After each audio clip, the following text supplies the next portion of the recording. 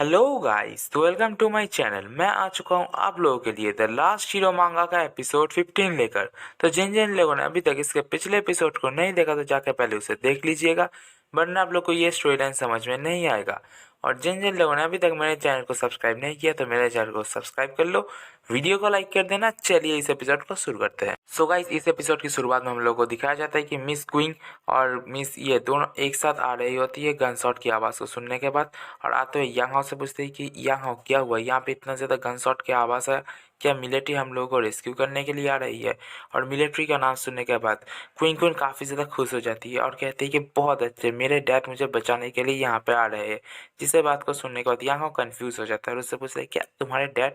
लेकिन queen queen काफ़ी ज़्यादा खुश थी, इस वजह से वो काफ़ी ज़्यादा उछल रही थी और अचानक से उसका बैलेंस ख़राब होता है, नीचे गिरने वाली होती है।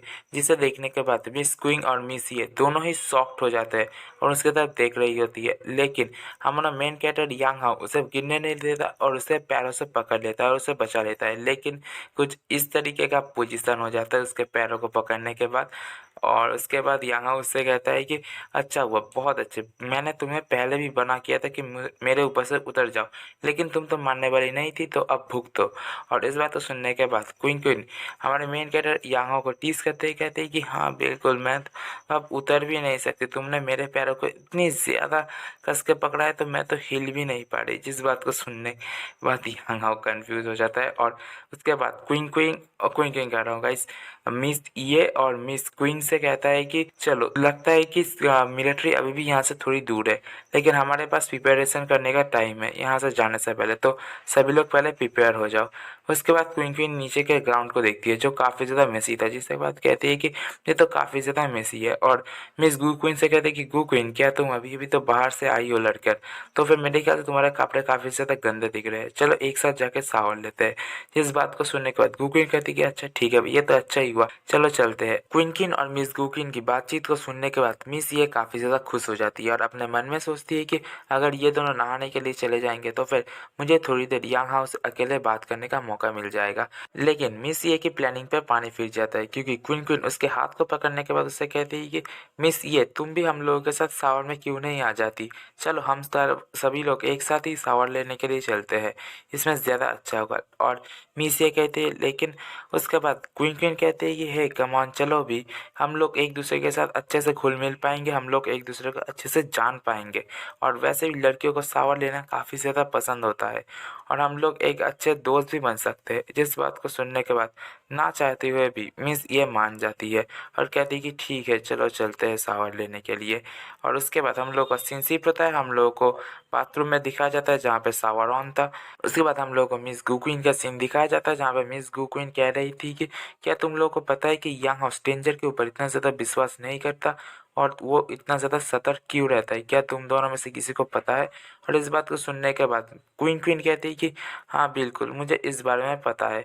उसके बाद वो कहती है कि हाँ, इसमें थोड़ी बहुत गलती भी मेरी भी है, क्योंकि यांग हाउ ने जब पहली बार काम को शुरू किया था तब काफ़ी ज़्यादा वो एक्साइटेड था और लोगों की मदद करने के लिए उत्साहित रहता था। लेकिन एक दिन उनने कुछ ऐसे लोगों की मदद कर दी जिसकी वजह से सब कुछ गड़बड़ हो गया। उसके बाद हम लोग को पास्ट का सीन दिखाया जाता है जहाँ पे दो स्टूडेंट्स चिल्ला रहे होते हैं कि प्लीज़ हम लोग को अंदर आने दीजिए सर, हम लोगों से गलती हो गई, हम लोग दूसरी बार से कभी भी नियम नहीं तोड़ेंगे। एक्चुअली एक दादी की हालत ख़राब हो गई थी, एक ओल्ड लेडी नीचे गिर गई थी, हम लोग उन्हें हॉस्पिटल में छोड़ने के लिए गए थे, इसकी वजह से देर हो गया। यहाँ इन सभी की बात को सुनता है और दरवाज़ा खोल देता है। लेकिन थोड़ी देर बाद वहाँ पे दरवाजे पे फिर से नॉक होता है, वहाँ पे कहा जाता है कि यहाँ जल्द से जल्द बाहर आओ। उसके बाद जैसे ही यहाँ दरवाजे को खोलते हैं वहाँ पे क्वीन क्वीन थी। क्वीन क्वीन को वहाँ पे देखने के बाद यहाँ क्वीन क्वीन से पूछते कि तुम आखिर इतनी रात को यहाँ पर कर क्या रही हो। क्वीन क्वीन वहाँ पे अकेले नहीं आई थी, उसके साथ एक और बंदा था। क्वीन क्वीन यहाँ से कहती है कि क्या तुम्हें पता है कि डोमिनेट्री के अंदर क्या चल रहा है। डोमिनेट्री के अंदर एक बंदे का लैपटॉप चोरी हो चुका है और उस बंदे का लैपटॉप कुछ लोगों ने चुराया जो हमारे डोमिनेट्री से थे भी नहीं। हम लोगों को तो पहले पता ही नहीं था कि किस तरीके से कोई डोमिनेट्री के अंदर आ गया जो डोमिनेटर का है ही नहीं। तब हम लोगों ने सीसीटीवी फुटेज से देखा कि तुमने कुछ लोगों को अंदर आने दिया जो डोमिनेट्री के स्टूडेंट्स नहीं थे। तो अब बताओ यहाँ तुम इस चीज़ को कैसे एक्सप्लेन करने वाले हो।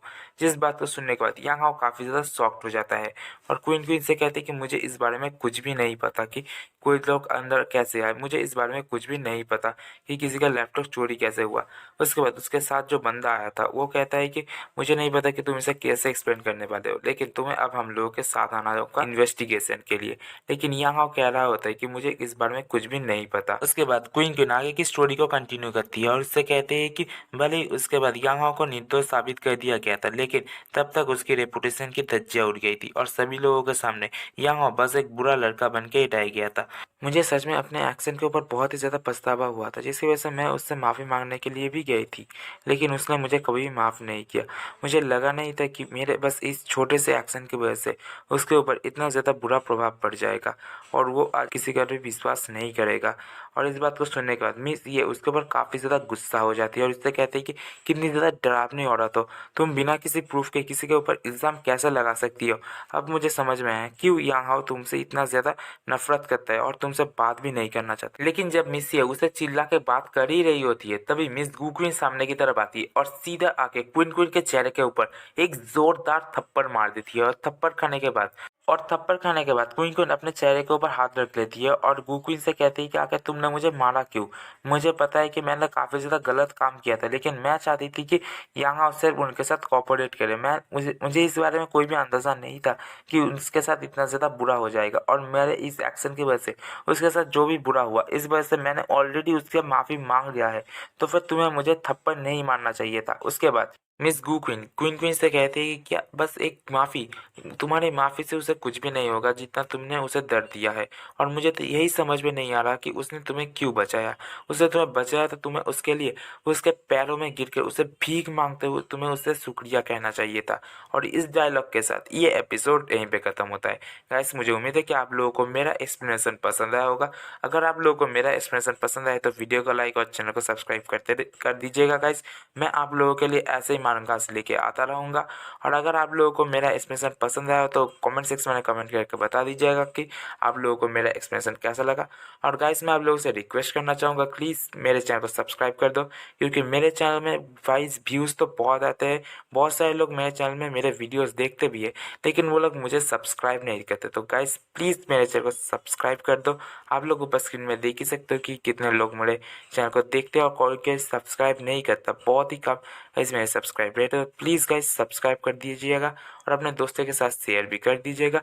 और अगर आप लोगों को मेरा एक्सप्लेनेशन में कोई भी प्रॉब्लम दिखाई दे तो फिर आप मुझे कमेंट में लिख के बता देना कि मेरे एक्सप्लेनेशन में बहुत सारी गलतियाँ हैं, तो फिर मैं उसे सुधारने की कोशिश करूँगा अगली बार से। और गाइस मुझे उम्मीद है कि आप लोगों को पसंद आया होगा और मैं नेक्स्ट एपिसोड कल लेके आ जाऊंगा और पूरी की पूरी कोशिश करूंगा कि कल मैं जल्द से जल्द वीडियो को एक्सप्लेन करके अपलोड कर दूं। सो गाइस मिलते हैं नेक्स्ट एपिसोड में, तब तक के लिए बाय बाय गाइस।